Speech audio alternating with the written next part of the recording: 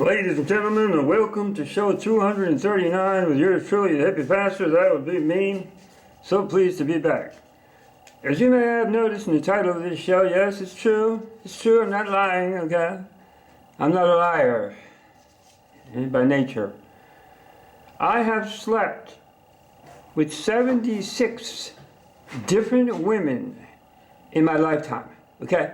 Maybe there's a couple more I might have slipped, I don't know, but I've got actual statistics in a notebook that I'd slept with 76 different females in my lifetime. Now, I'm not saying that I had relations, intercourse only 76 times, no. With some of those 76 women, maybe it was a one-night stand, maybe it was a week, a honeymoon, maybe it was years of making love, or months, or weeks, or several times, or a bunch of times. So I'm not saying that statistic I do not have. That would be in the book of the Lord, in the kingdom of heaven. The amount of times that I may have had, sexual intercourse with a female, that'll probably be in the book of heaven. But I know it's been with 76 diverse women of extreme diversity. Okay, once, if it would have worked out, there would have been 77, because once I had my girlfriend, we broke up. I was like, taking too much LSD, acid, lysergic acid, and I was so in love with that drug that I didn't attend to my girlfriend, whom I loved dearly, but the love for drugs won the battle. And I lost her. And then after a while in depression, because, drugs takes you way up high and then brings you way down low. In a moment of depression, I figured before I committed suicide that maybe I should try, maybe I'm gay. Maybe I'm gay. Maybe that's what's lacking. Maybe I need to be with another macho man, hairy chest, whatever. So sandpaper tongue. So I embarked on trying it out. I said, well, let me try it out. Maybe I'm gay. Maybe I'll find my thing. But I kid you not, nothing happened. It was about to happen. We were making plans for it to happen, but I bailed out at the last minute, and thank God for that, because I am not gay. I do not like men. I mean, as friends, always keeping a healthy distance, social distance, I ain't with this buddy, Batman and Robin shit, you know what I'm saying? Okay, I'm more like Spider-Man, he travels alone, okay, he works alone, I don't mind having friends, but, I ain't with this buddy shit, let's walk around holding hands, let's chill together, two men. The great Marco Aurelio, Peruvian sexologist and psychologist and philosopher and whatever, Marco Aurelio de Negro, he stated, before he passed away, that two men, male friends should, want to hang out, see each other, and it should be, 2 hours, 3 hours is too much. He said, 2 hours, two male friends hanging out, 2 hours, a couple hours, why more? Now, a male and a female, he said that could be more, 4 or 5 hours, So I don't like to hang around with men and be on the telephone for hours, talking with another dude. I don't even like telephones, to tell you the truth, okay? So that's the story with that. So I 76 women, it was beautiful. I love sex, love women. Right now I'm kind of like laying low and that kind of stuff. I'm dedicating myself to the Lord. Okay. Having said all that, the pictures, those photographs that you see there, that's me on the left in the Piedra de 12 angles, the rock, the stone of 12 angles. The stone behind me has 12 angles. It was built by the Incas. Supposedly, maybe they had help from outer space, because how could they carry them big old rocks and have them fit so tightly and neatly together like a puzzle? And these are giant, pure, solid rocks.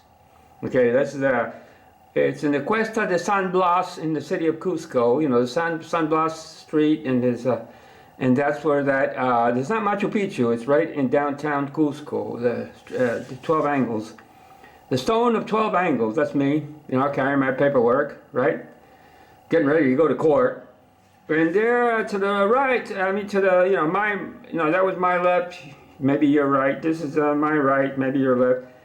This is at a beach town in Mancora, Peru, and this is the entrance of a hotel, a hotel on the beach there in Mancora for young people and stuff. But it says there very clearly, and they're not joking, and it says prohibited the entrance to hippies, to salesmen, to beggars, to people, that are not authorized by the administration of this hotel. So no hippies allowed. So thank God I was undercover. I had my short hair there, but little do they know, I am the hippie pastor. So now we'll move along with a couple of minutes here. The beautiful words of Jesus. We're finishing Mark, man. What the hell's going on? I don't know. Don't ask me. I'm going slow here.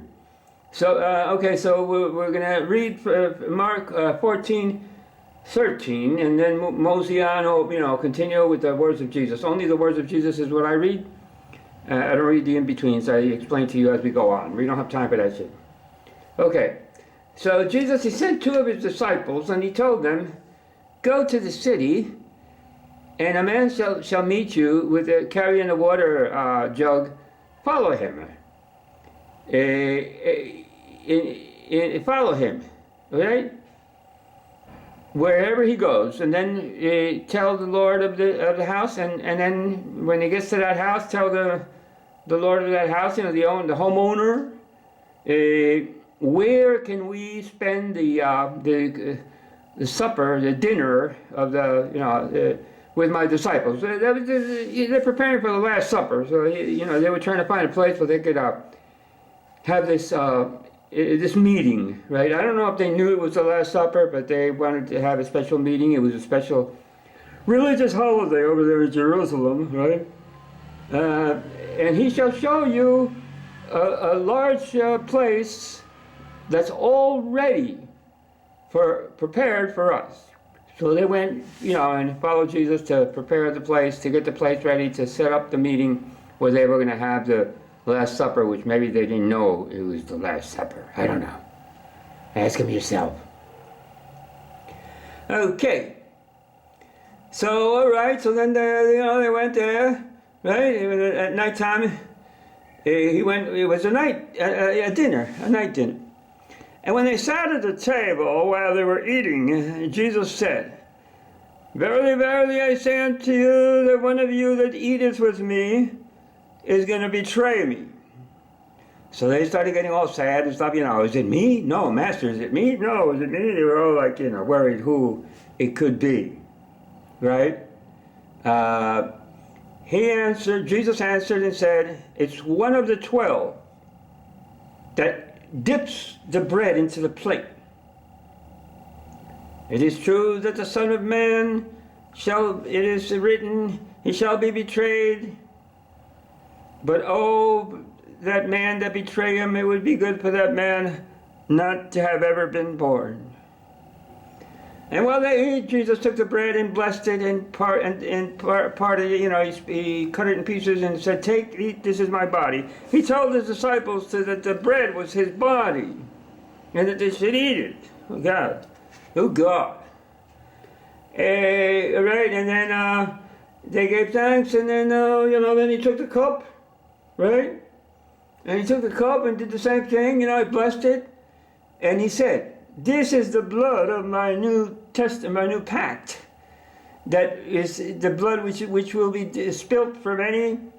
Verily, verily, I say unto you, I will not drink again of this fruit of the vine until that day when I drink it new with you in my Father's kingdom." In my Father's kingdom. So, right there, Jesus is declaring that there's going to be wine in heaven, in his Father's kingdom, that we're going to be drinking. Okay? Don't tell me, you Pharisee, you false Christian, don't try to tell me it was grape juice, because I know you're lying through your teeth.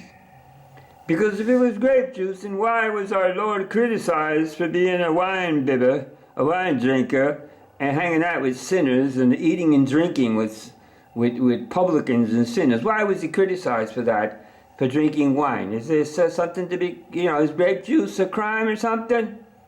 No, they were drinking real wine, real fermented wine, man. They were catching a buzz. They were spending a beautiful time together, except for that little disagreement, little moment that Judas and Jesus seemed to butt heads a little bit, It happens in any crowd. I mean, I can't blame Judas. Don't look down on Judas. I know us human people, we're always trying to point the finger at somebody.